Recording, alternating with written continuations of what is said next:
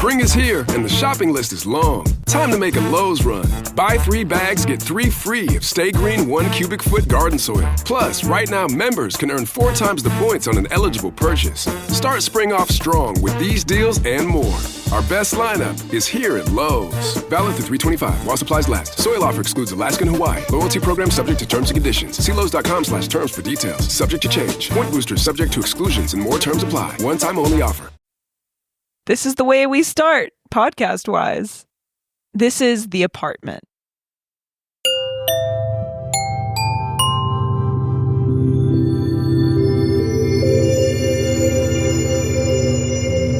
That was really hard.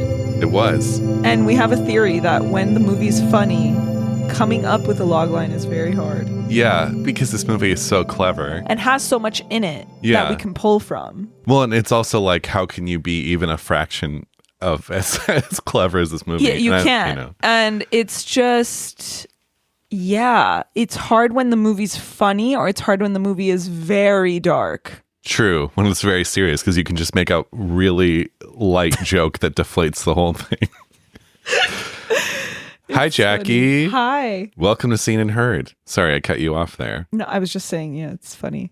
This is the podcast all about the Sight and Sound greatest films of all time list. I'm Greg. I'm Jackie. And we're back on the Sight and Sound list this week. Last week, we did Totoro, My Neighbor Totoro. This week, I believe this is our third Billy Wilder on the show, because we've done Sunset. Oh, wait, have we done? Yeah, we did do Sunset Boulevard. We've done Some Like It Hot. Some Like It Hot.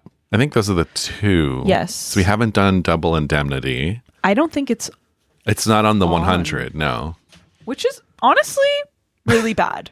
It should be on, I think. But it is like the seminal noir. Yeah, like it's number 196. And the Billy Wilder films on the list are Sunset Boulevard, Double Indemnity, The Apartment, Some Like It Hot.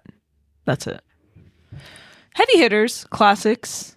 This is The Apartment, 1960. What number is this on the 2022 list? 54. 54. Okay, so right in the middle.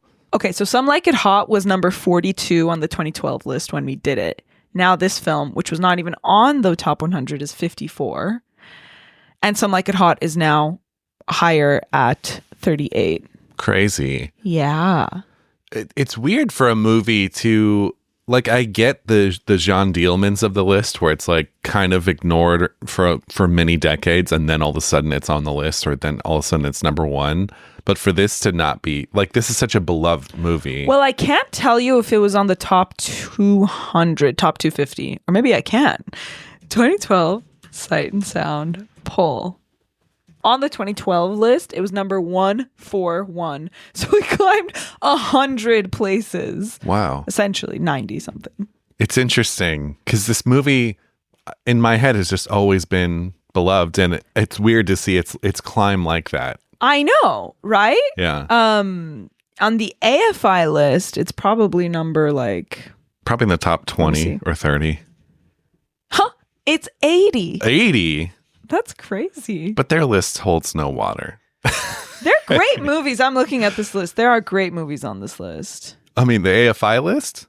Yeah. Yeah, but there's also like stuff that, just boring, like The Shawshank Redemption and stuff. No, that's not on the list, is it? Yeah, for sure. Are you kidding? Oh, it is. Number 72. It's higher than The Apartment. Yeah, see? You're telling me you don't like Silence of the Lambs? No, I do. I love it. You're telling me you don't like Forrest Gump? No. I'm kidding. I mean, I don't think it should be on the top 100. That's number 76. Before All the President's Men is 77. Sorry, now I'm on a tangent. Right. I'm just looking at the AFI list. It's fascinating. Yeah. But other than that, the movies are good. I mean, they're solid. Titanic? I mean, I love Titanic. Night at the Opera, Platoon. I've never seen Platoon. It's okay. I love Bringing Up Baby. I do too. Sophie's Choice is an interesting choice for this list. They had to get some Meryl on there. I guess they wanted Meryl. Yeah. Let's see if Midnight Cowboy. Midnight Cowboy is number 43, Greg. Okay. Okay. And just to point out, Midnight Cowboy is not even on the top 250 of the Sight and Sound list. See, that's crazy. That is maybe crazy. Maybe we should change our podcast. Just imagine if we switch over to the AFI list. And that's what makes us turn. But like, I love that Lord of the Rings is on this list. Sorry, Yeah. I do. It's fun. That's cool. Is Lord of the Rings not on the top 250 for Sight and Sound? I bet not. See. It should be. It's not. But then it's like, it is difficult because like, which one do you pick? It should just be one entry, really. For all three. Yeah. All right. I'm done looking at the AFI Anyway. list. I'm moving on. I'm sorry.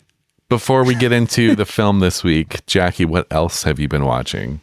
I watched The Deep Blue Sea by Terrence Davies. Have you ever seen this? Oh, so not Deep Blue Sea, but the Deep Blue Sea. Sea. Right. Not the shark movie or whatever. No, it's called The Deep Blue Sea, and it's based on a play, actually. Terrence Davies, who did the Long Day Closes and stuff? Yes. Oh, okay. No, I haven't seen it. It's with Rachel Weisz and Tom Hiddleston. It came out a while ago, but it's one of those movies where like I always saw 2011. I always saw the poster and I was always like, ooh, a romance with those two, period piece. Yes. So I finally watched it because the Criterion channel posted about it on Instagram and they're like, it's in our Yearning collection. And I was like, okay, I'm going to watch this. You love some yearning. It's a gorgeous movie. I highly recommend it. Go watch it. It's beautiful. His stuff is gorgeous. It reminds you of yeah. like Brief Encounter. It reminds you of, it's like very misty. Like it has this very soft, like the lighting is all like super soft. And it's about this woman who's basically married to a judge who's like way older than her. And it's set like during World War II or like right after. And then she sees this guy, like a family friend of theirs, who is like this fighter pilot, and he's so handsome, and they start an affair. And it's not a spoiler because it's the start of the movie, but the movie is all one day. It's the day that she attempts suicide. Like in the morning, she fails, and then it's like the rest of the day. And there's these flashbacks of like, you know, her affair and why. It's really good. It sounds good. I'll have to check it You'd out. like it. I think you'd like it. And it's interesting because it also features a woman who attempts suicide over a man. And then I had to watch The Apartment and I'm like, oh my God, I just saw this. And then last night I watched a film, the Claude Chabrol film, Violette Noisière, which is about this true crime that happened in France, in Paris in the 30s, of this 18-year-old who killed her father, like poisoned both her parents. And she claimed like her father was raping her. It's Isabelle Huppert and she's really young. It was made in like 1978. And I always wanted to see it. And I don't know why last night I decided last night was the night.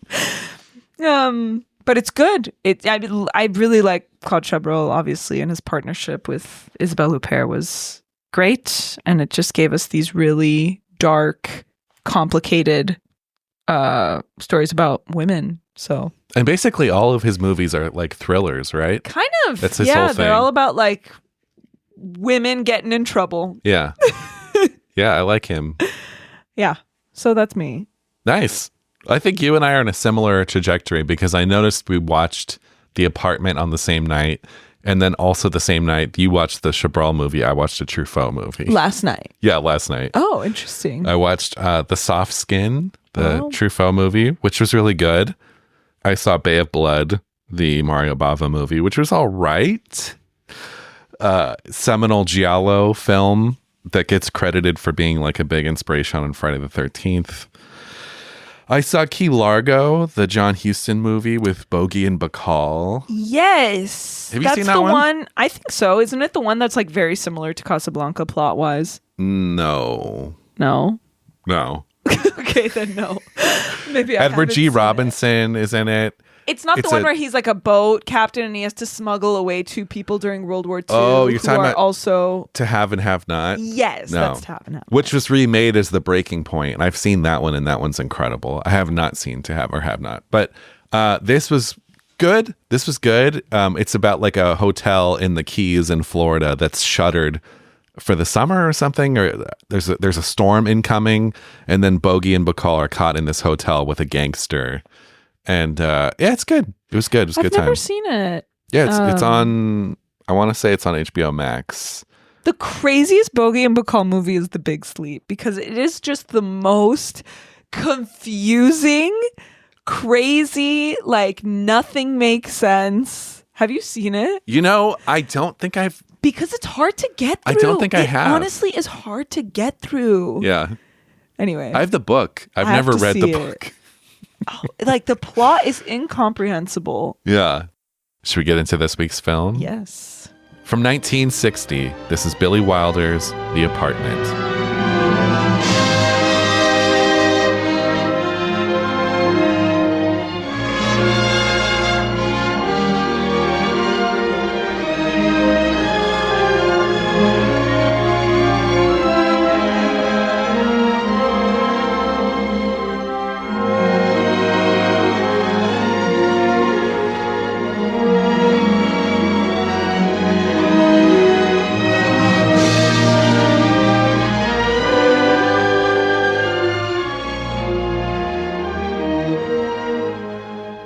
The Apartment was released in 1960. It was directed by Billy Wilder, written by Wilder and I.A.L. Diamond. Cinematography by Joseph Lachelle. Music by Adolph Deutsch. C.C. Baxter is one of 31,000 some employees at an insurance company in New York City. A lonely bachelor, he lends his apartment to his superiors to use for their extramarital affairs. Each manager promises to move him up on the corporate ladder in return. After being locked out all night and catching a cold, he is finally called into the director of personnel's office, Mr. Sheldrake. Sheldrake teases Baxter that he is caught, but in fact offers him 2 tickets to the Music Man in exchange for the keys to his apartment that night, and promises him a promotion, complete with his own office. Baxter happily obliges and asks an elevator operator he's been crushing on, Fran Kubelik, to go to the show with him. She tells him she has a date, but will try to meet him at the theater. Fran's date is with Mr. Sheldrake, who tells her he is finally getting a divorce. She confesses that she still loves him, and they head to Baxter's apartment while he waits for her outside the theater. Weeks later, at the office Christmas party, Mr. Sheldrake's secretary drunkenly tells Fran that she is not the first girl in the office to have an affair with Mr. Sheldrake, and that he once promised her that he'd leave his wife. At the party, Fran lends Baxter her mirror, and he recognizes it as the one left behind when Mr. Sheldrake asked to use the apartment, realizing Fran is his mistress. He drowns his sorrows at a bar while Fran and Mr. Sheldrake argue in the apartment. When he leaves, Fran writes a suicide note and overdoses on sleeping pills found in the bathroom. Baxter comes home with a woman he picked up in the bar to find Fran passed out. At first, he's angry with her, but soon realizes she needs help. He kicks the woman out and calls the doctor next door, Dr. Dreyfus. Dr. Dreyfus treats Fran, who is ashamed to learn it was Baxter's apartment all along. She spends the next few days at his house while she recovers, and the two grow close. Baxter tells her he bought a gun and attempted suicide over his best friend's wife once. One of the managers comes by with his mistress. Baxter kicks him out, but not before the manager gets a look at Fran in the bedroom.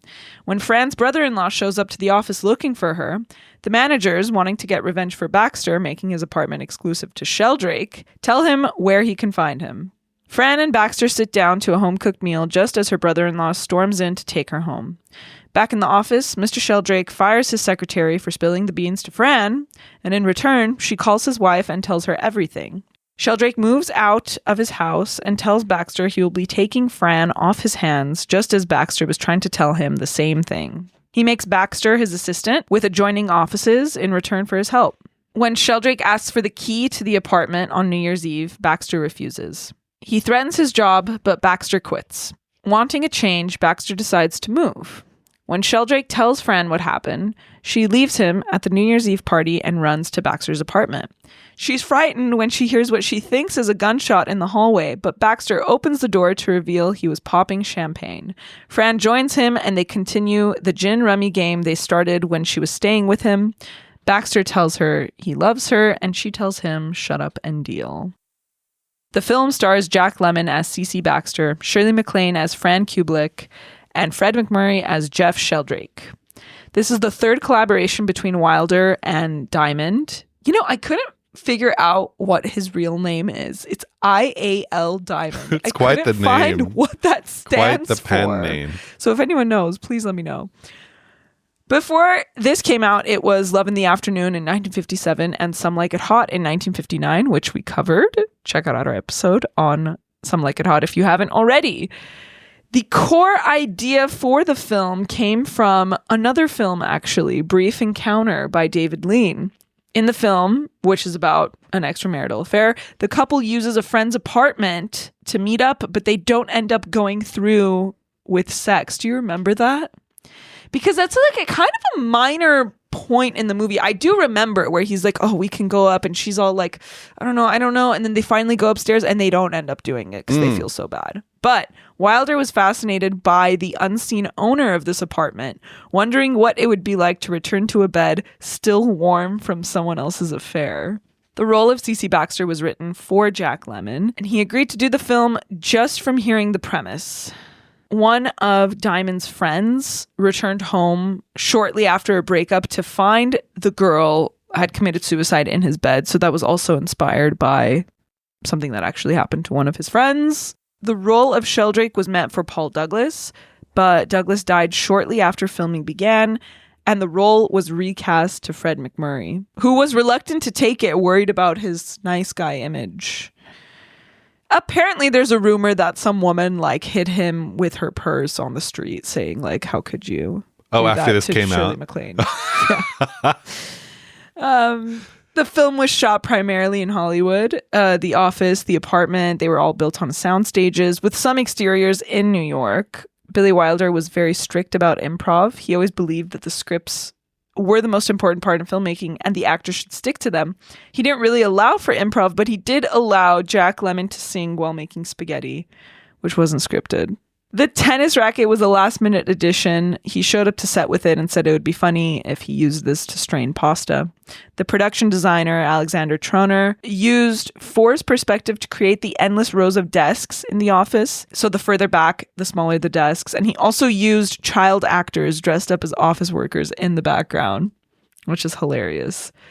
Despite its risque subject matter, it did get past the censors of the time. These were the last days of the Hays Code. And the film was a huge critical and commercial success. Billy Wilder was the first person to win Best Picture, Best Director, and Best Original Screenplay in 1 year. The film also won Best Production Design and Editing. And it was the last black and white film to win Best Picture for more than 30 years until Schindler's List in 1993. Diamond and Wilder would go on to write another 6 films together, one of which, Irma La Douce in 1963, also starred Jack Lemmon and Shirley MacLaine. Do you know what that film is? No. Oh my God. It is. Risque? Yeah, I mean, it's set in France. It's set in Paris, but they have American accents. And she is a prostitute and he's a cop and he like falls in love with her. So he puts on all of these alter egos. He creates all these alter egos so that he's her only client. Like he dresses up. Oh, like he fools her. Yeah. Whoa. No. I've never seen it. So I looked it up and I saw a cute little clip from it. I mean, it looks cute, but like so weird. Wow. Billy Wilder getting away with so much stuff. I know. Ahead of his time in so many ways. I know. We always talk about Hitchcock pushing the envelope. I think Wilder even almost more so. Absolutely. Like between this 7-Year Itch, Some Like It Hot, like there's a lot of sex. Yeah, a lot of sex that's spoken about very frankly. Absolutely. Well, before we get into our initial thoughts, just this quick word from our sponsors. Spring is here and the shopping list is long. Time to make a Lowe's run. Buy 3 bags, get 3 free of Stay Green 1 cubic foot garden soil. Plus, right now members can earn 4 times the points on an eligible purchase. Start spring off strong with these deals and more. Our best lineup is here at Lowe's. Valid through 3/25 while supplies last. Soil offer excludes Alaska and Hawaii. Loyalty program subject to terms and conditions. See Lowe's.com/terms for details. Subject to change. Point boosters subject to exclusions and more terms apply. One time only offer. All right. Initial thoughts? This movie sucks. You would. I'm kidding. Yeah. So the apartment. I mean, come on. I don't know. What's there to say? It's incredible. There's nothing to say. Let's just end the episode. Yeah. There's nothing to say. It's funny because the last time I saw this, it had been 6 or 7 years, and I saw my Letterboxd review from, actually it was like 2018, and I gave it 4 stars, and I was like, yeah, like it's great, but it doesn't excite me in the way that like Sunset Boulevard or Ace in the Hole does, like these kind of weird, acidic, Wilder movies. And I think I was stupid for saying that. Because I disagree now. I think this is up there with his best stuff. And not just with his best stuff, but as an example of the Hollywood studio movie, like truly perfected. Come on. It's Come perfect. on. It's from top to bottom. Like, I think the thing that sets Wilder apart from some of his peers, and I think it's kind of exemplary of this era of Hollywood movie making, is how tight the script is, how clever the script is, how tight it is. And it's delivered, especially with like Jack Lemmon and stuff, it's delivered at such a speed that it just feels... Did you watch the Olympics, like Alyssa Liu, the figure skating? Yeah. You know her. Yeah. You've seen her stuff and how she made it look like so effortless. Yeah. That's Billy Wilder, where it's just It is. he makes it look easy to make a movie. And this movie just has everything you'd want. Like, it's about a risque subject matter, but it's dealt with in that beautiful balance of being a comedy, but also being a drama. Like Shirley MacLaine attempts suicide in this movie. So it's not taken lightly. Yeah. But it's still, so much humor is woven into the fabric of this movie, and it expertly dances on this like line between comedy and drama. And like you said, even like it is a rom-com. You said rom-com when we were talking off mic, and I was like, is it? And then I was like, I guess it is. Come on. I guess it is. I almost thought it was like too... Of course it is. Almost like too heavy. Runs to him at the end. No, it's true. And I'm trying to think of like... But then a gunshot goes off and it's like, oh my God, did this guy kill himself? Yeah. So you're right. It's perfect. It's like... And I think this is, for me, this is so much better than like... Some Like It Hot. I agree. Or, absolutely agree. I've never loved Some Like It Hot that much. Like, okay, it's great. It's fun. It's funny. But like... Yeah, go listen to our episode. Nothing for me compared to this. Well, even like the 7-Year Itch, which again I saw in the last year and kind of deals with similar. Like infidelity and like a married man doing this thing. Yes. That movie it's a good setup, but it just kind of feels like he didn't quite get it. In The Apartment, he perfect. really, really does. I know. I mean, this is Hollywood movie making of the highest order. Absolutely I think everyone agree. can kind of agree on that. Like, I don't know anyone who's like, you know what? Fuck The Apartment. I feel that. Yes, I know. That's something I wrote down. Like, if you love movies, I don't know. Like, I don't know anyone who doesn't like this movie. And if you really love film or want to be a filmmaker, I feel like this is a very pivotal movie. It was for me. When did you first see it? I saw it in high school. So we had a film club, which was run by my favorite English teacher. Hi, Joanne, if you're listening. I'm going to send this to her. And so she was like, okay, let's watch Billy Wilder movies like first. So we did Some Like It Hot. We did this. And I just remember like the first time I saw this, I was like, oh my God, perfection. And it's remained perfect. Like really, it's only gotten better every time I watch it because I understand it a little bit more every time I watch it. Like, I get the references and I get the jokes and stuff. But even back then, it was like, oh my God, I love how sad and funny this is. And that's what it comes down to. I think it's one of those movies where we joke about this, but like when aliens come to Earth and they're like, show us what movies are, this is one of them that I would show them. Yeah. I think. There's just something remarkably special about it in that it feels like other movies of the time. Like it feels like it's a studio movie. It's a great example of like a late 50s studio movie. There's that comfort there, but it's also so fresh and it dares to do something different. And it takes its time and it's about a lot of things. And it still feels fresh now, too. It feels fresh now. Yeah. So... It's just a very, very special movie. I think this for is a lot of people. I totally agree. And I think this is one of those movies that you show people if they say they don't like old movies. Absolutely. This is a good one to go to. Yeah. This is a great one to go to. Yeah. But like, again, it has that crossover appeal. It has that mainstream appeal. It has like, this appeals to someone who's seen 5 movies in their life and someone like us who've seen thousands, who are like, you know, if you've studied film and you're obsessed with movies and you've seen all that cinema has to offer, Bergman, Tarkovsky, all that stuff, and you watch The Apartment, there's still, it's it's rich. Like there's Yes. it is that perfect movie I think that most filmmakers strive to make because it is both commerce and art. Absolutely. And it's so funny because when I was growing up, so I've loved this movie since high school, but then I always like, when I started watching more movies, I'm like, okay, like I used to always say like The Apartment.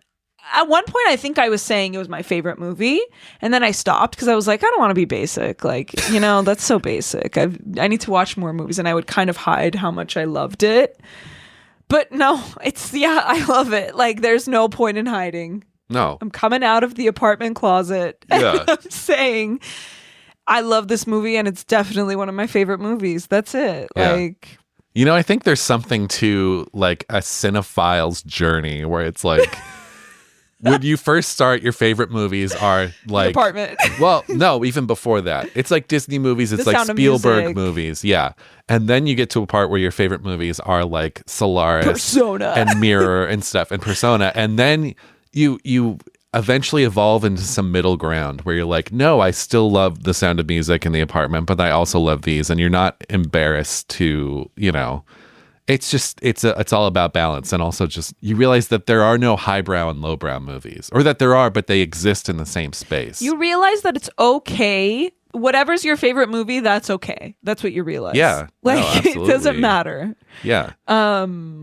Which is why someone's Letterboxd top 4. It's funny, right? I don't like it. That's why I sometimes hate it. It seems performative. Like when someone has 4 really obscure movies, they seem basic if it's all like Christopher Nolan and so then, but it's like really at the end of the day, it is this like, I don't know. People should be able to like what they like. Exactly. You should be able to like what you like. And also the choice to make this in black and white is so important, I think. Yeah, well, I don't know that. Oh, I was going to say that I don't think Wilder had made any color movies, but I think 7 Year Itch is in color. It is in color. Yeah. And that could have easily been in black and white. There are probably others too. But I mean, such a good choice here. At this time, still a lot of Hollywood movies were in black and white. Yeah, but still, he had to make the choice. Yeah, he had to make the choice. But it was. He's comfortable in this medium, It just works. I can't really picture this in color. Yeah. It would be really. I think it'd be different if it was in color. Yeah. It wouldn't be as sad. I think too. There's something about black and white that, like, because this movie is so clean and efficient, and the black and white kind of adds to that. Yes. It's just like, I know what you mean. No fat, perfectly clean, perfectly stated. Yes, I know what you mean. Somehow black and white makes a movie feel more efficient. Yes. But like we said, the script here is absolutely perfect. Writing wise, the movie is absolutely perfect. Yes. And it's because of these verbal gags that are recurring. Namely, the Mr. Kirkby like wise suffix joke, which I love so much. My favorite one is when he's come to the apartment and when Fran is there and he sees her in the bed and he goes, so you hit the jackpot, Kubelik-wise. It's so funny. Yeah, like the movie has in-jokes with itself. It's not even, that's not even a character thing. No, it's no. like the movie. There's recurring verbal gags, like even the OUT out, which happens a few times, or like the pivotal, like that's the way the cookie crumbles, that's the way it crumbles cookie wise. And then she even says like, I spell it out for you but I can't spell, which is something that she said before. Yeah And it's just there's so many of those, the appendix and the knee, because she says I got my appendix out, but like she says something like I have this big scar, don't tell anyone in the office, they'll wonder, like they'll get the wrong idea about how you know that I got my appendix out. And so when he telling her about the suicide attempt that he did and that he shot his knee, he says the same thing. He's like, don't tell anyone in the office, they'll get the wrong idea. Or about him leaving his body to science. To science. University. It's so funny. Which comes back later. Or like anytime you see the switchboard girl that's having an affair with Mr. Kirkby, she's always talking about like him or the apartment or like whatever he was saying, like I had to take her to a drive-in theater, and then she's saying like, get a bigger car. I told him like, why don't you get a bigger car? Yeah. It's perfect. That's the reason this script is so perfect. It's because like it's these jokes within itself, these recurring verbal gags. It's just the no cheese crackers is so good. It's so good. I think too. Oh, well, yeah, no, the script, staying on the script, it is so tight and so effortless. And I think like when you have a setup that's this good, because the setup is amazing, right? All these executives, just some historical context. If you've seen in Mad Men or lots of other things that are set in this era, obviously infidelity was rampant, and especially these execs, this was part of this whole culture. Especially like in a New York setting, where Madison they all Avenue. live, in like White Plains or somewhere, and then the setup, go to work in the city. Like that was part of. Totally, exactly. They all live just in the outskirts or something. But I love so much about this movie's about the guy who owns the apartment they all use. Exactly. It's And not about any of those guys. exactly. It's about him. It's fucking perfect. And I think like the setup is so ingenious. Like it's really, because immediately you're invested in this because you're seeing the hoops that he's jumping through to keep this going out of desperation of climbing the corporate ladder. And he's such a good sad clown. He is. Like he's the perfect sad clown. Well, should we talk about him? I have a few more script things that I would like to point out, but I can come back to them if you want. Let's talk about him. Well, he's just, I mean, he's perfect. He's perfect. I was watching this the other night, and because Molly works in casting, I was like, who is the modern equivalent of Jack Lemmon? Yeah. And we were really struggling in terms of someone who can do comedy effortlessly, who has this kind of manic energy, but then also is not just known for being manic, could slow it down and have this really sad kind of darkness in them. And you mentioned Shortcuts earlier. Like, he is really sad and dark in Shortcuts. Really, and that's a crazy talk about Fred McMurray not wanting to take an unlikable role. Like that's crazy. Yeah, Jack Lemmon. It's funny because his reputation, when I was growing up, I knew Jack Lemmon from Grumpy Old Men. That was Jack Lemmon. Did you see those growing up? No. Grumpy Old Men? What's that? Oh my God, you missed those movies? Yeah, apparently. It's Jack Lemmon and Walter Matthau, and they're just old men and they're grumpy. Isn't that one movie? They made two of them. Yeah. Grumpier Old Men also. They're called Grumpy Old Men? Yeah. There's another one that they did. Yeah, Grumpier. Oh, then they did one called Out to Sea, where they're on a cruise ship. There's another one. Yeah, they probably did, because they were friends in real life. And that got like remade as something. A really famous one. Well, these were like in the 90s. No, this was in like the 60s or 70s. Oh, okay. But I grew up with Jack Lemmon as that, just like, oh, he's old.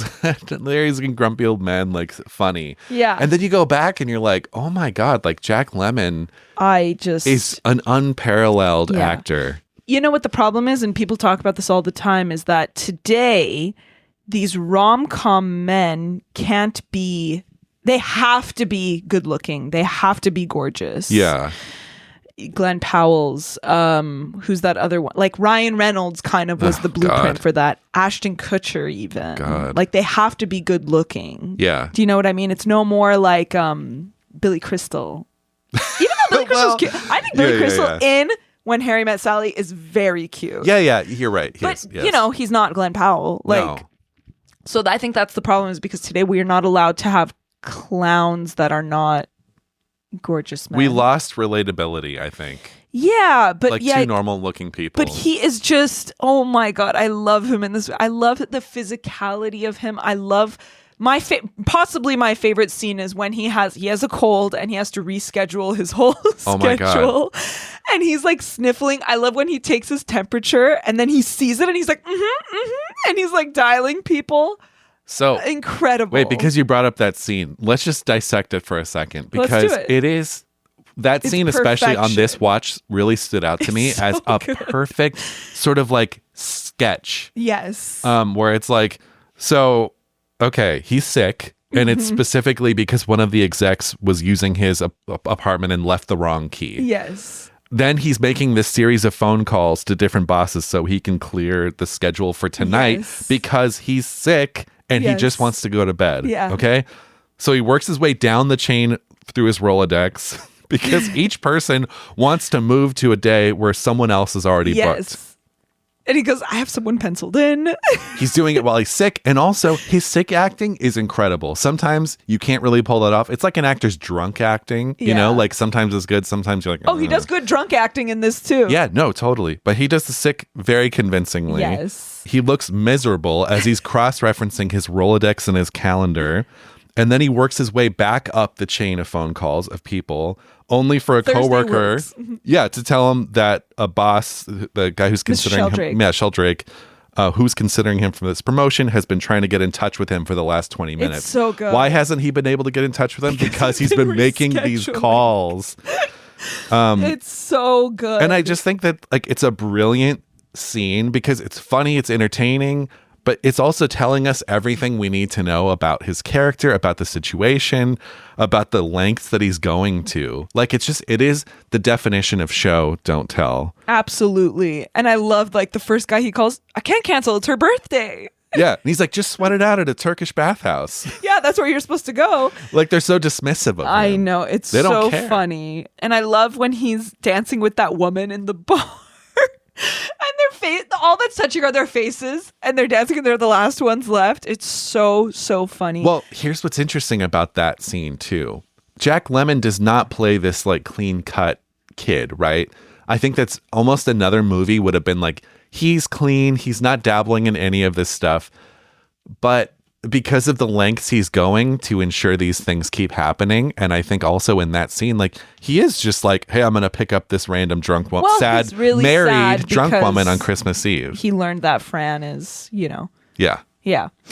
I know, it's hilarious. Yeah, I but love that. he's not this squeaky clean, like, oh, he's you know. But he can also joke like, you're with a certified sex pot, by the way. Like Yeah. he can also joke like that. One of my which is so favorite funny. running jokes is just the fact that he's going to town on all these women next door, and like he's like this Lothario. And, like, Mr. Dreyfus and his wife think that Dr. Dreyfus think that he's Mildred. He's at it again. yeah, that is so funny. It's really good. and It's that he really doesn't good. try to refute it. Obviously, He doesn't try to refute it. In fact, he tries to cover up for Fran, like, and Mr. Sheldrake when the doctor comes and he says it's me. Like, what is funny turns into something where he's like, he's defending her. He's going to throw his own reputation Exactly. away for And someone he else. even uses like the way that all these things come back, like he uses what Mr. Sheldrake says. Mr. Sheldrake says something where it's like, you have fun with a girl a couple times a week, they think you're going to divorce your wife.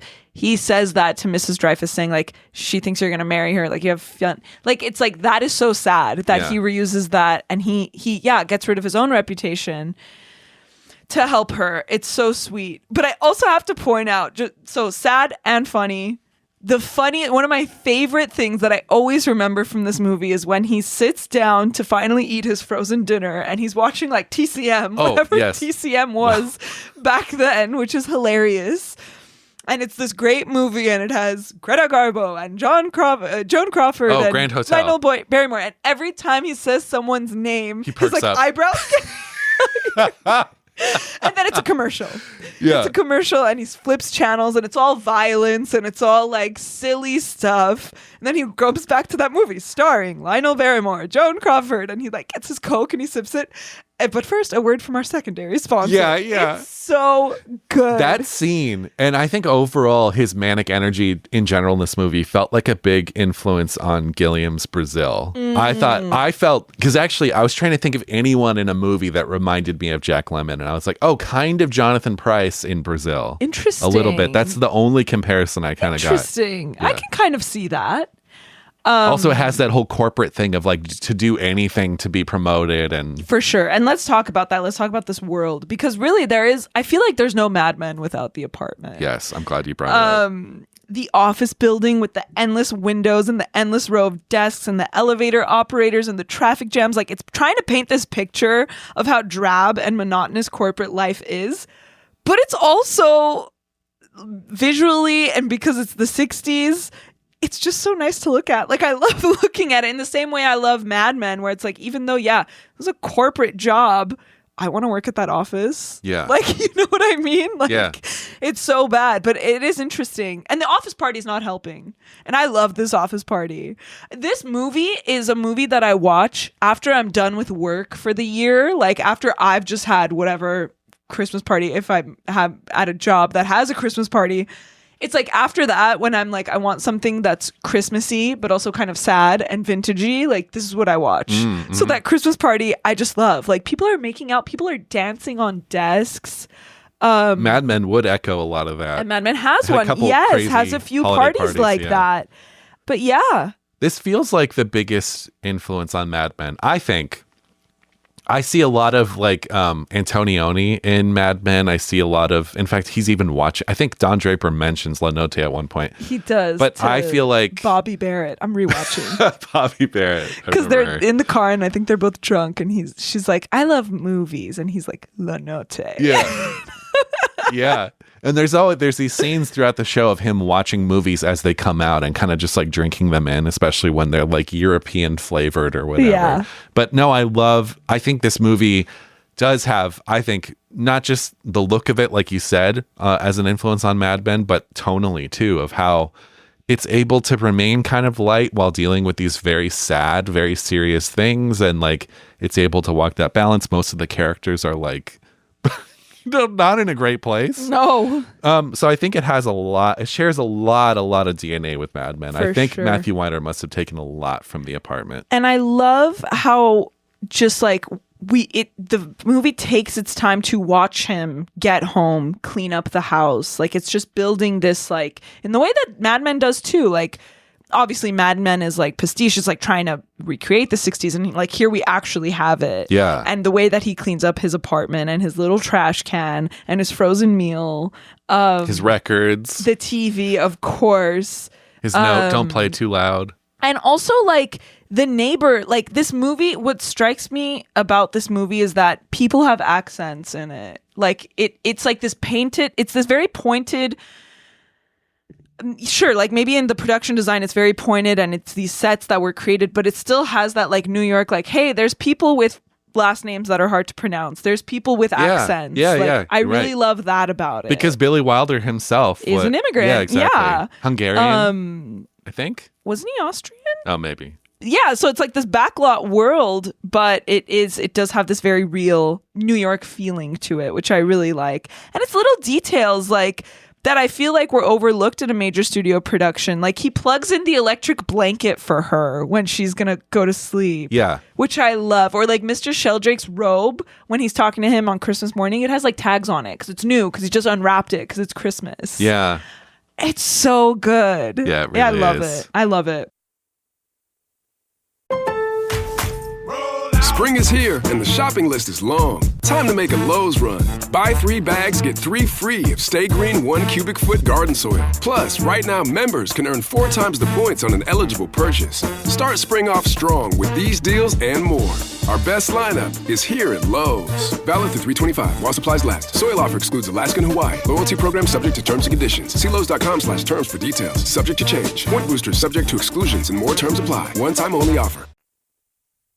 Let's talk about the men. Yeah. Yeah, I mean, I think the great thing about this movie and in what really sets it apart, I mean, we've talked about so many wonderful things, but it is the harsh look at how, you know, people in power, particularly men, exploit their underlings for, you know, sex. Yeah. But it's not just the girls, it's him too. Yeah, like, he might as well be one of the it. women. That's what's so funny.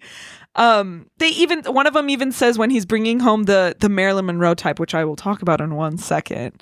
She goes, is it? Are you sure it's a good idea to drop into your mother like this? And he goes, one squawk from her and she's out of a job. Like straight up says it, and he's standing on the corner and he can hear. So he doesn't really have a choice. But speaking of, let's talk about the whole Marilyn Monroe of it. So Marilyn Monroe and Billy Wilder had a very complicated relationship. They made 2 films. They made 7 Year Itch. They made Some Like It Hot. And after Some Like It Hot, he's like, never again. I'll never work for her. And so there's this girl in this where it's like, she looks like Marilyn Monroe. And she sounds exactly like her, by the way. Like, it's crazy. And she's like plastered and like. She's plastered. And like pathetic. after she says like, oh, that's sweet. Like after you hear her talk, then he goes, okay, maybe I just need 30 minutes. Like it's so harsh. And so this is tough because he had a tough relationship with her, and where I feel like he gives grace to where the movie is really about, hey, actually these mistresses can be misunderstood. The fact that he still is kind of like objectifying Marilyn Monroe this way in this is kind of fucked up. That's the one thing I will say. Yeah. 'Cause, like, why is Shirley MacLaine granted grace but not Marilyn Monroe? You know what I mean? Like, yeah. it's interesting. It's interesting. Well, it's funny because speaking on this, on my YouTube algorithm the other day, an interview with Tony Curtis popped up, and Tony Curtis was talking about how difficult Marilyn Monroe was and how much they all hated her. Yeah. And that Billy Wilder would tell Jack Lemmon and Tony Curtis on Some Like It Hot, he'd be like, guys, like, really know your lines, because the first one that Marilyn gets right, I'm just going to print it. So, like, you guys need to be 100% every time, because Marilyn's going to be so sloppy that, like, the one time she gets it right, we're just going to print it and move on. So that was the attitude. And that's Tony Curtis echoed that. So, again, we weren't there at the time. We don't know. But of course, but then Marilyn would take a bunch of sleeping pills a few years after this and kill herself. Yeah. So it's just kind of ironic, to be honest. And sad. It's really sad. But the film, like, because the film is on the side of the mistress, like, it really is. And there's even Miss Olsen, who is Sheldrake's secretary, who warns her during the Christmas party. Like, that's kind of a girl power moment. Like, I know it's meant to be like she's jealous and that's why she's doing it, but I don't think she is. Like, she even says, she's like, you haven't done anything wrong. It's him. Yeah. She says that to her. Like, do you think she's jealous? Like, is she being spiteful? No, she's looking out for her. I don't think she also, is. the name Olsen, Peggy Olsen, Peggy Olsen, Miss Olsen, which they say all the time in Mad Men. But, and then he lets her go, which is really harsh. And that's when she becomes vindictive and calls the wife. Yeah. So it really shows how men are assholes. Yeah. Is my point of this. Well, how all the women are looking out for each other. And Shirley MacLaine calls him. She goes, he's a taker. Like, and then it's so sad when Baxter's like, well, you got it wrong. I'm a taker too. Like, I got a promotion. It's so sad. Yeah. It's really sad. And then, but I do love Fred MacMurray in this because he has this perfect, like, 50s persona of, like, this man. It's just, it works really well. An old-fashionedness about him. Yes. Because he is older, Yeah. One of them smacks Fran's ass in the elevator. Yeah, he does, I think. No. Oh, no, you're right. It's not him. It's the wise guy. What's his name? Yeah. Mr. Kirkaby. Yeah. But again, that was, the same thing happens in Mad Men. That was like, my understanding is these things were just happening all the time. It's true. In the workplace. And then he goes like, I can't figure it out. Like, she won't give me a date. And Baxter goes, it could be she's just a nice, respectable girl. There's millions of them. Which is so funny. But it's great because even Baxter turns cold. Like, when he learns that it's her and when he learns that she's not a nice, respectable girl and he finds her in the bed, he's like, okay, get out. Like, the management would appreciate if you checked out, which is all fine and dandy. Yeah. He's sad. But then he says, like, I used to like you. I used to really like you. But now it's all over. And he has kind of a dark turn. I mean, it's more understandable because he really liked her. Yeah. But still, she changes in his eye for a little bit in that moment. Yeah. The moment he opens the mirror, actually. There's even that scene, and to speak to Jack Lemmon's performance, there's the scene when Fred MacMurray first calls him to his office and is like, I know this is happening with other execs. And then he asks Jack Lemmon for the key, basically. That's a perfect scene, and there's too. that shot on Jack Lemmon's face as it dawns on him that, oh shit, even he's bad. You know, like, even he's going to take advantage of me. I know. And he's great. He's a great actor. That scene is also perfectly written. The way that it's like kind of a gag and it's like, you think he's teasing him and then he's like, I have tickets to the Music Man. And it's I want to trade them. Really trade them for what? Oh, it's perfectly written. Yeah. And he never has to say it. I really don't think there's a false note in this movie anywhere. No. Anywhere. I don't think so either. It's the Marilyn thing is messed up only if you know about their relationship. Right. Yeah. I never thought about that before. Yeah.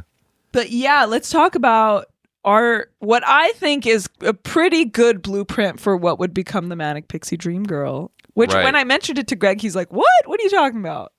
So why don't you see it? No, I see it, but I just didn't know if this is like the first instance. And Google kind of tells us that maybe it was Roman Holiday. She's a princess in Roman Holiday. You can't be a Manic Pixie Dream Girl if you're royalty. You can be. No, you can't. I'm sorry. You need to be troubled. You need to be this girl. Yeah. And I love, again, one of those funny gags that's reoccurring is when he's at the office Christmas party when he's kind of tipsy and she goes, how many drinks have you had? And he says 3, but he holds up 4 fingers. Yeah. And he asks her, like, how many men have you loved? And she says 3, but she holds up the 4 fingers. Yes. It's so good. It's also that great piece of dialogue that Shirley MacLaine has where she's like, oh, most people have 2.5 colds per year. And then, which makes me feel bad because I never get a cold. yeah, so it's just like, so someone else has to make up for me not having it. But she's got the pixie haircut. Yeah. She's very quick-witted. She's funny. She's fun. And what's sad is that like there's that really sad moment where he's like, this isn't like you, Fran. And she's like, you're right. Like I'm just supposed to be like the happy, like fun girl. But I have feelings too. Yeah. Oh, it's really good. I mean, she doesn't say that, obviously, but right. Yeah. And he said when he gives her the $100, oh my God. It's so loud. It's so loud. good. And then she starts undoing her jacket and she's like, well, if it's paid for. Yeah. It's so good. And then in the suicide note is not a note at all. I forgot about that. It's not a note at all. It's the $100, which is like, oof. I know. It's so good. But the most manic pixie dream girl about it is when the mirror is broken and she's like, I like it. It makes me look the way I feel. Like that's something that's like from Chungking Express. Like, you know what I mean? Like that's like, that's such a manic pixie dream girl thing to say. Yeah. But I just love her. I love her. I love everyone in this movie. No, she's incredible. Like, is there anyone not to love? I think too, the reveal of, first of all, such a tidy script in the sense that like, of course, so like the movie starts, all these bosses are sleeping with their mistresses at his apartment, right? You work your way up to the top. He finally goes to the boss who's like gonna supposedly promote him. And then the boss, it turns out, is also just wants to use his apartment. Yes. And then on top of that, the wrinkle is like, oh, I want to use it tonight. And he's like, well, I'm going to ask out this girl tonight. I'm going to ask out this girl, and she's going to say, oh, no, I can't tonight. I have plans. And then you find out that she's the woman. Like, that is so neat and tidy. Perfect and like storytelling. Yeah, it's really just is. perfect storytelling. And I love the way she rejects him. Like, both in the elevator and when they're walking. Because she did want to try and go to the Music Man. But the way that she friend zones him, I just think is like beautiful. Like, the way it's written, the way she doesn't flat out say no. She goes like 19th floor, like it's like, and you can tell she doesn't want to have to flat out reject him, and it's it's so good. Yeah. But then I love the turn, like I love the tonal shift, like the moment that he realizes that she's passed out. It's so good, and it's so good because the record is still going the whole time, so it gives it this energy of like, is this lighthearted? Is this not? And then he finally runs and turns it off, and he's so scared, and he gets the doctor. It's so good. And he kicks out the woman. And even though it is it's a shift and it becomes serious, the other woman there is still cracking jokes, which works. Like it just works because she goes, you need a new refrigerator. And he runs out and she goes, I didn't mean right now. Like I didn't mean go get it now. Yeah. And then he kicks her out and she goes, I'm going to call my husband. Tell him how you treated me. I love too the doctor's growing disgust with them where he's like, you're a real cutie pie. Yeah. It's so funny. But then he has to like smack the shit out of her. Yeah. And it's really serious. Yeah. Well, that's the thing, right? Other movies, I think, especially of this time, in terms of her rehabilitation, it would have been glossed over. I think if this was a Hitchcock movie, right? Like you wouldn't see the whole rehab process. You wouldn't hear her throwing up. Yeah, exactly. And the fact that the movie does show all of the steps involved with like bringing her back and slapping her, and like it just makes it gives it this believability. It feels grounded. I know. And it feels so true to life. Yeah. But it's also a perfect Hollywood script, and that's what's so crazy about it. Yeah. Oh. No, I think that there's like it is that perfect middle section of just like, or intersection of just being true to life. Like who can't relate to this movie in some respect? And then, but also it is this Hollywood entertainment. I know. And it's just like, he takes the blades out of the razor. You see him put them back in later. Yeah, because he's trying to shave and it's played for laughs. Like it's just perfect. Yeah, it's kind of methodical. Like, it does show you all those details. It's just, yeah. It's just perfect. I love when the brother-in-law comes, Mr. Matushka. Oh my God. God. Brother-in-law walks in, and he walks in exactly, because they're talking about the gin rumming game. He walks in exactly as Jack Lemmon says, just how I took advantage of you yesterday in bed. Because they were playing when she was in bed. Yes. It's perfect. That guy's a great kind of like old-fashioned like, hey, Mr. Matushka. Where's my sister-in-law? Listen here, see? Who is Buddy Boy? Yeah. It's really, really good. Yeah, it's funny because you don't technically need that character. Mr. Matushka. Yeah, but his addition, he does add something. He ends the party, and that's what's so sad. Because Right. they're about to sit down to this pasta dinner that he made for her, and they're going to play their gin game, and they're going to pop that bottle of champagne that the executive brought. And it's such a beautiful, cute moment. But it has to come to an end, because like, if he didn't show up, what would be the end of this? Well, no, you're right. And I think Like- also it shows that someone on her side cares about her, because otherwise she has been MIA for like a few days. It's true. And if no one comes after her, you'd be like, wow, that's sad. Like, that's Yeah, really sad. yeah. Like, she already attempted suicide. If no one comes after her, that's so bleak. Well, she tries to call them. She goes, I have to call my sister. She's going to freak out. And he stops her. Yeah, that's right. Because he's trying to, I guess, like defend Mr. Sheldrake. I, too, also just love this tiki bar that they go to. Oh, that's same. so like the Chinese restaurant. Yeah, the Chinese restaurant that's, is exoticized and has this whole sort of It's like Hong Kong. Yeah. Yeah. I just love that. I love the whole. I love it too. It's just so good. The movie looks beautiful. It looks beautiful. I know. And the New Year's Eve party at that restaurant looks lit. I know. I just like, people used to have a good freaking time and they just don't anymore. And I'm not talking about the extramarital affairs and exploiting people. I'm talking about the office party being lit. I'm talking about this New Year's Eve party being lit and people being out with each other. Hey, you want theater tickets to tonight? Yeah, let's go. Like, people still go out. not here. Not where I am. Really?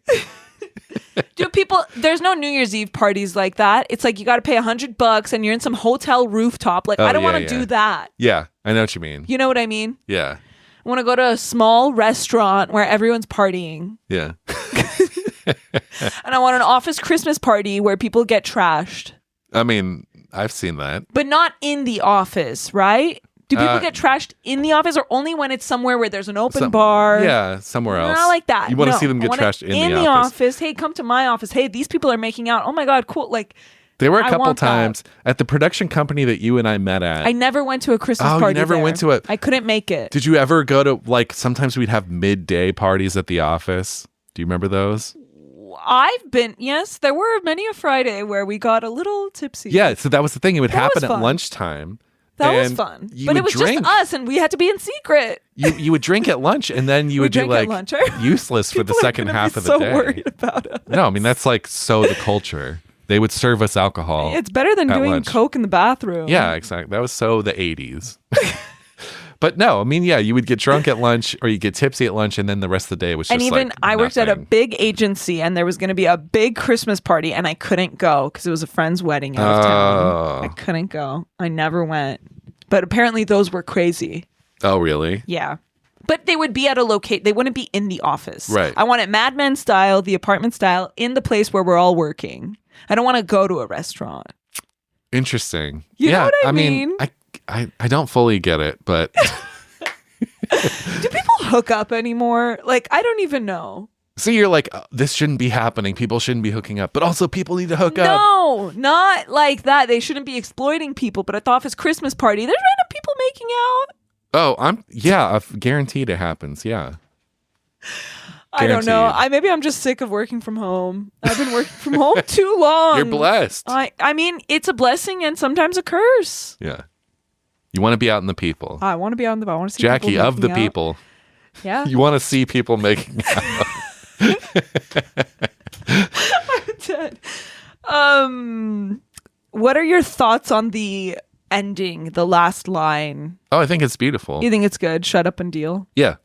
Because it's Did there. you want more romance? No. Did you want less romance? I think it's the right amount.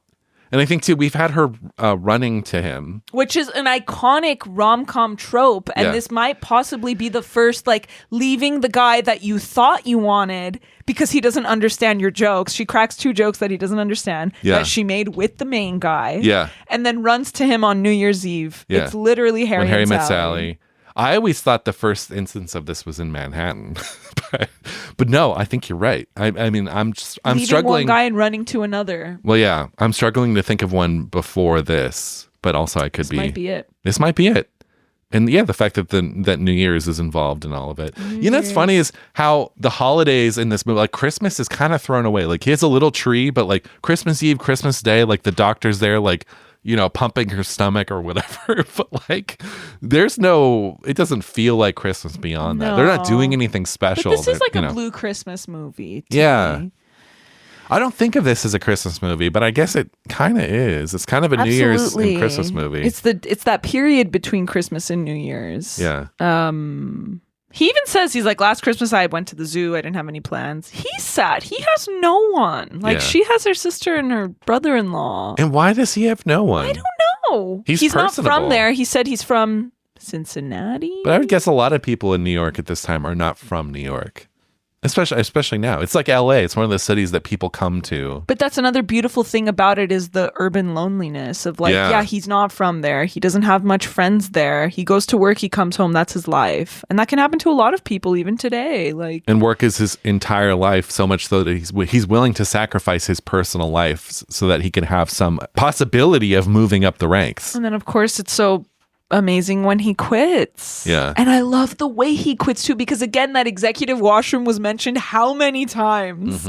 Especially the first guy's like, oh, that's why I couldn't get into the executive washroom because he had the wrong key. Yeah. And so he gives that key to Mr. Sheldrake, and Sheldrake's like, this is a mistake. Like, this is the washroom key. And he's like, yeah, I'm quitting. It's not a mistake. Yeah.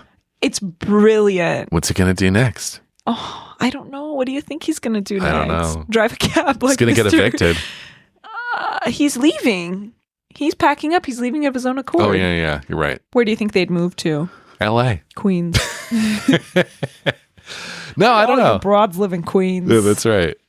Or dames. They're going to move to Miami. No. I don't know. Miami and do some Like It Hot again. Yeah, I guess so. Before we get into our sight and sound, just this quick word from our sponsors. Spring is here and the shopping list is long. Time to make a Lowe's run.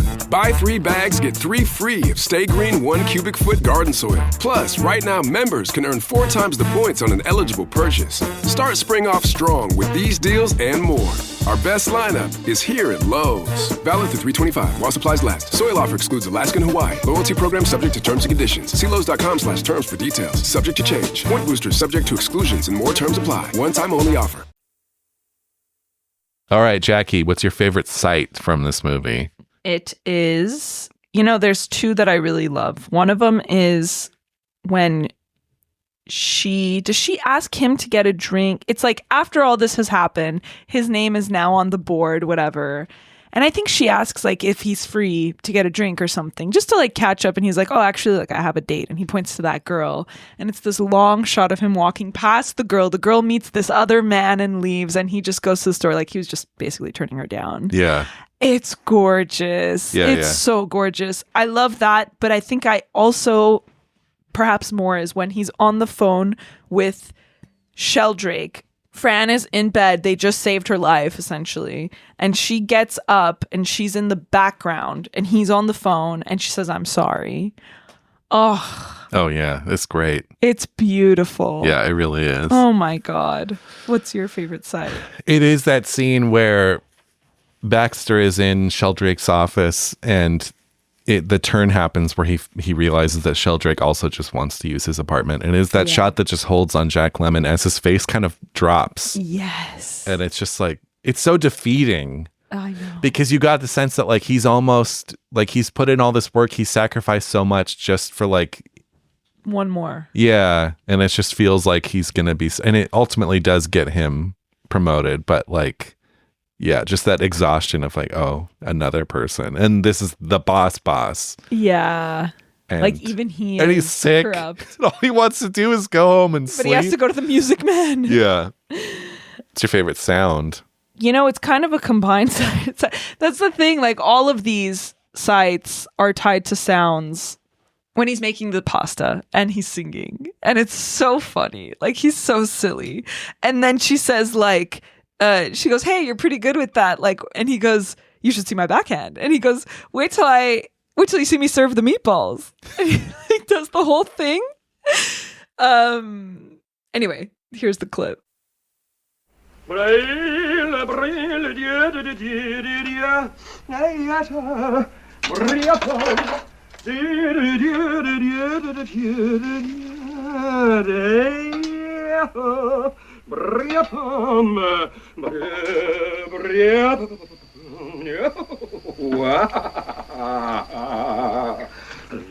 we dressing for dinner?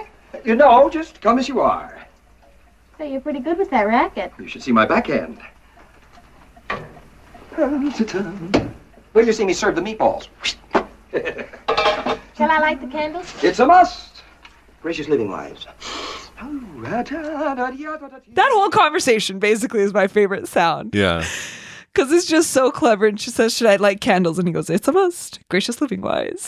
It's so fun. I love it. Yeah, it's good. It's What's good. your favorite sound? Mine is when Shirley MacLaine walks into that, tiki bar, exotic bar, and the piano is playing the theme from the movie. But it's such a good theme. I know, it is a good It's theme. almost this like romantic theme. Super romantic. But yeah, she walks in and it sounds That's just like their this. old song. Yeah. That she gets him the record for, and he gives her $100. Like, that's like a classic rom-com thing. Here it is.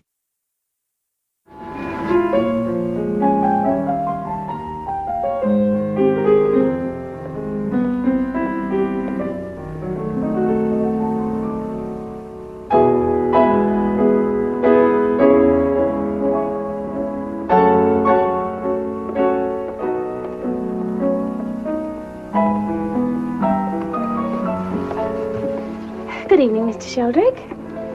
Please, Fran, not so loud. Still afraid someone might see us together? Yeah. I don't know. What can you say about this movie? I love it.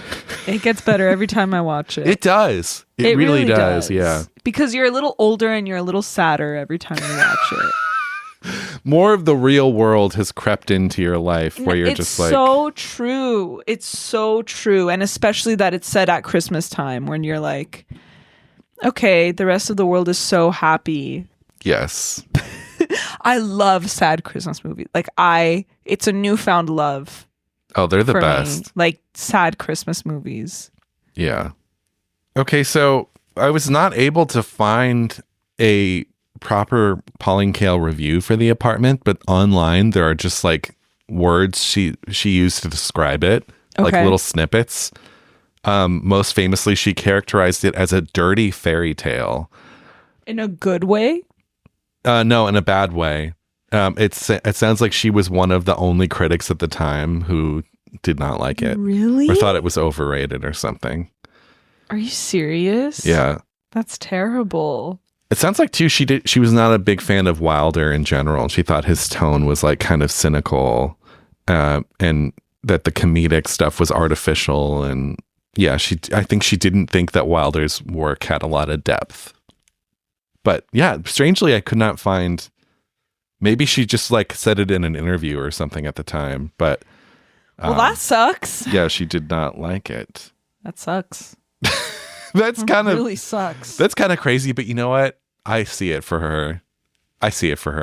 You see her not liking it? Yeah, there's something about like a crowd pleasing kind of movie that does all the things but she just doesn't where she's like, you know what? No. I find I have a lot of kinship with Pauline because I understand that. But this is good. No, of course. She's wrong about The Apartment. Also a dirty fairy tale. I don't really see it. That doesn't sound bad to me. Also, I don't really see it as a fairy tale at all because Well, it they is end so up together. grounded. Yeah, but it's happily ever after. Yeah, true. But not too much because they don't kiss. Yeah, thank you. I'm so glad that the movie does not go too far overboard with that shit. If this was like too schmaltzy at the end, it would ruin the whole thing. But I don't know if she's attracted to him. She might not be. This might not be a romantic connection. She does say like, why can't I fall in love with a man like you? She probably is like, okay, you know what? I'm going to try. But it's not there yet. Yeah. So yeah, shut up. I'm not going to say I love you. Yeah, exactly. Or maybe it's that they just enjoy each other's company. Maybe no, he loves her. Well, yeah, he loves her, but it might be one-sided. She That's has friend really zone. sad. She kind of does. Does she only get feelings for him because he helps rehabilitate her? What do you mean? That's part of it. No, I know.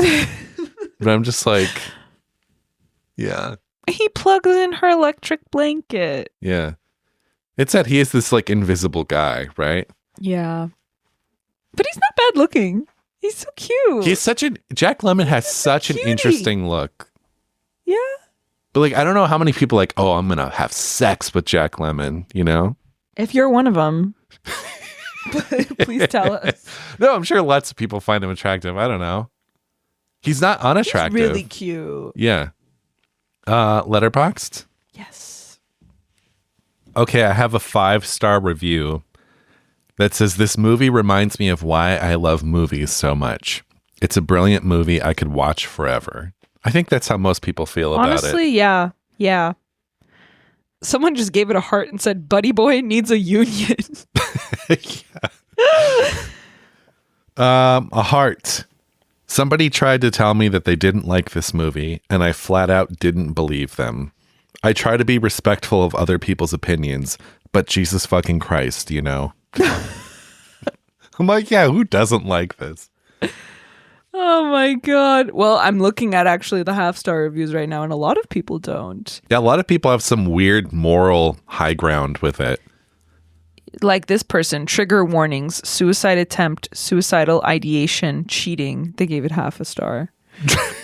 Okay, don't watch any movies then.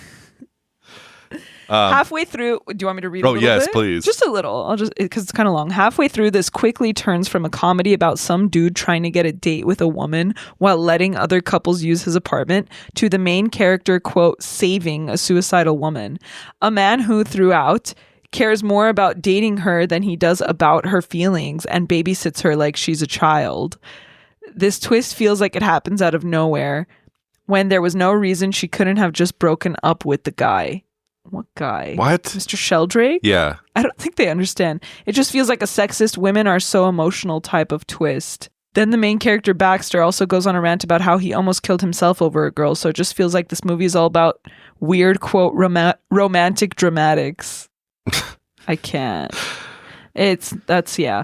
The thing is, that is the whole point of the story. Yeah. Before she's just a girl he wants to date. Mm-hmm. And then he gets to know her. They become close. Like, yeah, she becomes a person. Changes. He says, I love her. I want to marry her. Yeah. Like he comes into the office saying, I'm going to take her off your hands. I'm marrying her. That part is kind of funny because like, what if she doesn't want to marry him? Yeah, I know. But yeah, I don't know. To go off that, half a star. Morally bankrupt. What? Imagine rooting for a homewrecker like Shirley MacLaine. Oh my God. But she has dimples. I understand the movie is about doing the right thing in the end. I think that's just a fig leaf for a laissez-faire society, which the creators are a little too competent at depicting. Fig leaf? What does that mean? Do they mean olive branch? I have nothing to say to that. What does the fig leaf have to do with anything? Also, rooting for a homewrecker like Shirley MacLaine. I mean, it's like, who? So all of your characters in your movies have to be like Boy Scouts and Girl Scouts? Like, that's so boring. Like, imagine that. Yeah, that's tragic. Boring. 4.5 stars. Knows exactly when to laugh, when to gaze, when to kiss, when to cry, when to sleep, when to quit, when to deal, when to smile, when to love. How beautiful. A new poem by whoever that user was. C.C. Baxter. Half a star. What a snoozer. No one actually likes this, right? I'm all for old films, but this put me to sleep. Oh, man. I'm all for old films. If this puts you to sleep, really. You have a problem, yeah. 4.5 stars. It's a Jack Lemmon sadly pulling a limp spaghetti noodle off a tennis racket kind of mood today, friends. He does that so expertly. It's so sad. sad. He's done it a million times before. I know. I'll end on this one. Half a star. I wouldn't recommend this to anyone. That's hilarious. Probably the worst rom-com I've ever watched because it's too weird and prostitute-y. Not bad, though. Not bad, but they gave it half a star and would not recommend it to anyone. Prostitute-y? There's no prostitutes in this movie. People having affairs is not prostitution. That is really, really hilarious. Wow.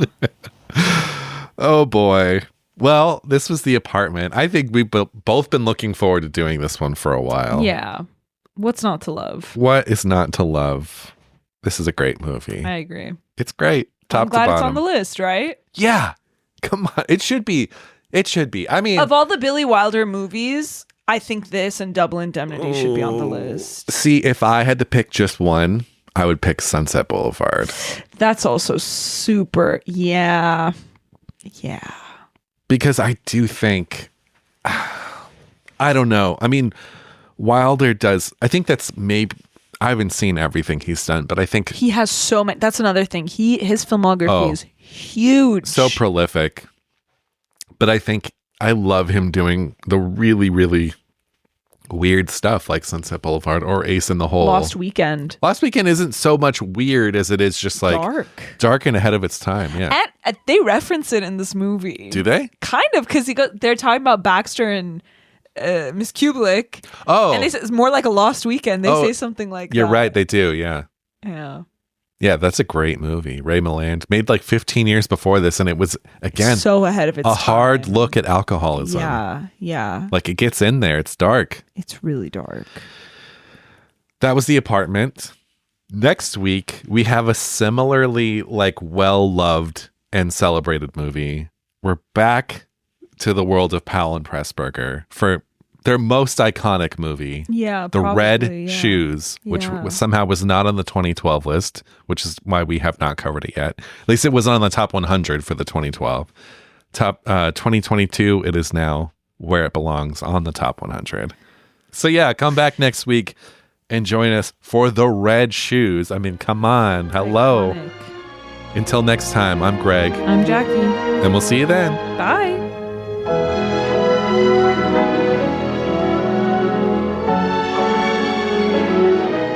Seen and Heard is an official podcast of the Arroyo Film Club. We'd love to hear from you. If you want to drop us a line, you can find us on email at hello@seenandheardpod.com or on Instagram at seenandheardpod.